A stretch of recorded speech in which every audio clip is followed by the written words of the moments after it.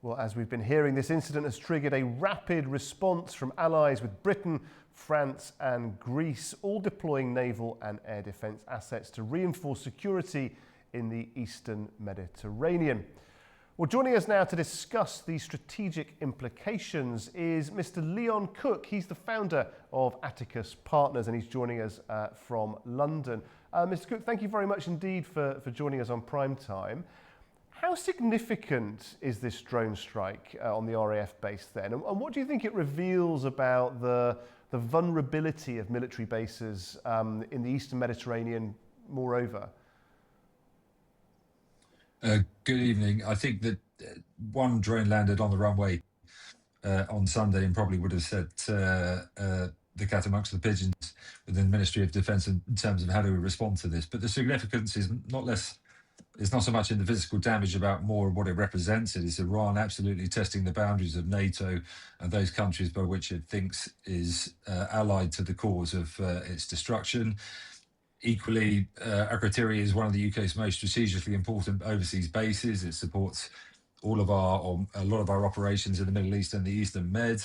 Therefore, any targeting of it is both symbolic as well as tactical.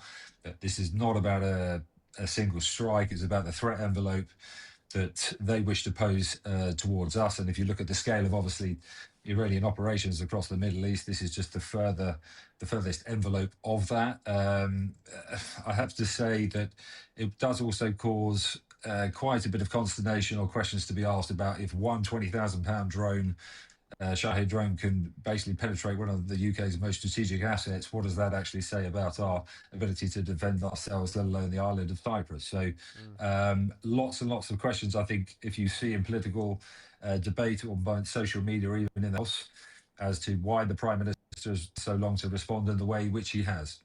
Yeah, as you say, lots of questions, lots of criticism for Keir Starmer from certain quarters. But on the other hand, Britain, France and Greece did respond reasonably quickly.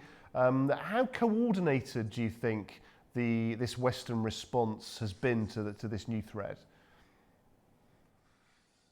Well, I could totally understand the way the Greeks responded to this, bearing in mind the brotherly nation and relations with Cyprus. France, of course, wants to also, like the United Kingdom, showcase its defence capabilities. And also, if you think about this in the round, vis-a-vis NATO, a European Defence Force, the European Defence Fund, which is a topic of much discussion about who can get what. Therefore, them sending a destroyer into in the Med is also showcasing that they're ready. There is layered coordination. Absolutely. Larger European nations and or NATO, whether that be intelligence sharing, monitoring of airspace, maritime patrols, there is a dramatic escalation to how they respond to these things. I would, more often than not, the French work very well with each other, but these are British bases on Cyprus. They should be defended by British RAF, British frigates, British maritime. So the idea that they're not is incredibly problematic. Yeah, and reports also suggesting that the drones may have been launched from Lebanon by Hezbollah.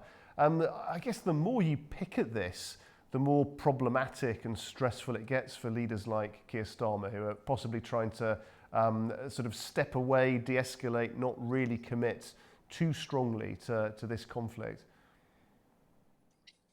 Well, I think there is a legal precedent now for the UK to have retaliated, and earlier. So if you think about where this started, the United States asking to use bases in the United Kingdom to launch air operations and or even Chagos. Now, obviously, we saw what happened at the Oval Office in terms of his condemnation of that decision by the British government and by Keir Starmer. I'd actually even say it's called a visible break in our special relationship, if that existed, with the United States. And yet, even a chicken that is going to be sent to the Eastern Mediterranean that won't even leave until next, therefore won't arrive for 2 weeks. That is an absolute lifetime in the context of a military operation. If you think then also coupled that against, the sheer air threat that is being posed at the rest of the Middle East, the sheer number of drones that are being launched and or way more serious missiles by Iran, the notion of us being asleep at the wheel is absolutely a credible one. There is no way that in a wartime scenario you can respond at this sort of tempo and be taken seriously. So it does. They're questioning our mettle. They're demonstrating that we are not operationally ready. And I think come the when the dust settles on this, there'll be very serious questions to answer. And then if some of those serious questions require more spending, more budget, more infrastructure. I mean, drone warfare has become just central now, hasn't it, to modern conflicts. How on earth do you go about defending air bases when drones are so plentiful and so sort of seemingly easy to come by? Well, if you think about warfare, Karabakh 2 was the first proper drone war. And Azerbaijan was very successful in that campaign because of the sheer number of Bayraktar drones that it was deploying against tanks and, you know, taking them out of the operation on the battlefield. If you then think of the next evolution of what has happened in Ukraine, where 80% of their success on the battlefield or their ability to withhold Russia is through drones. The sheer scale and size of them, the tempo at which they can achieve that.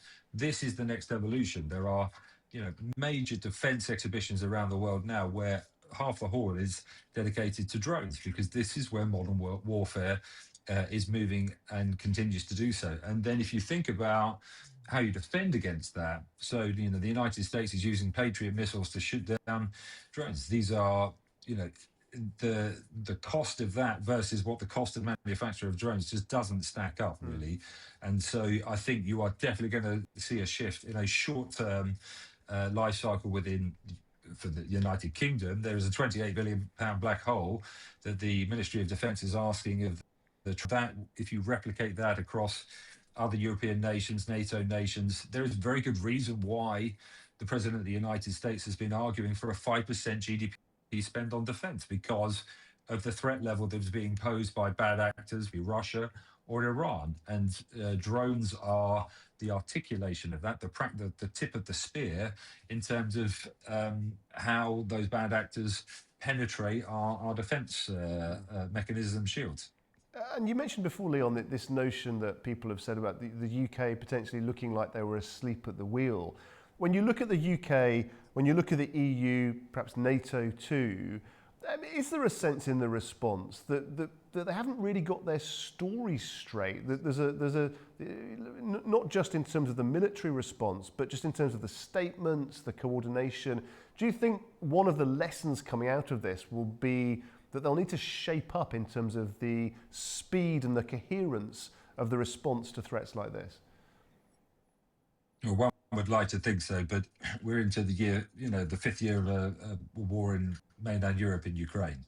So if they haven't done it by now, and the sheer loss of life that is being experienced there, I'm not sure whether this will shake the tree, so to speak. But I think that the difference between those two things is here we're talking about Cyprus with issues even closer to home. These are establishments of the defence capability of our country that are being attacked. And this is how we respond, or the speed at which we respond. The knock-on effects to this, you know, everything that's happening in the Middle East is going to have a medium to long-term effect on energy prices. So we're all going to be worse off as a result of that. So this thing might resolve itself very, very quickly by sheer scale of how it's amplified, what the United States does next with its allies, or there might be a call for it all to come to an end, because when economies start to be threatened, whether that be in the Middle East and or our own, or our ability to actually deploy defense capability quickly, then questions are going to be asked. But I think there would definitely be an introspection after this immediate event. Mr. Cook, great to have you on the show. Thanks very much for your analysis. Thank you.